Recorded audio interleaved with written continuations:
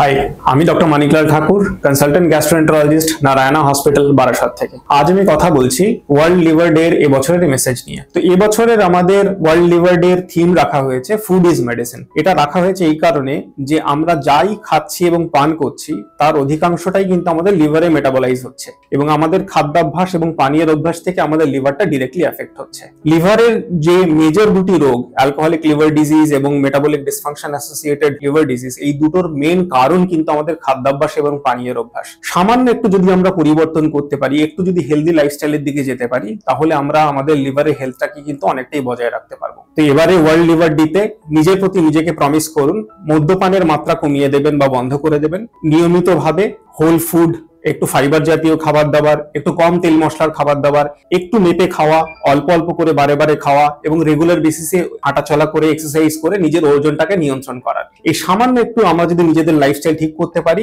আপনার লিভার সুস্থ থাকবে।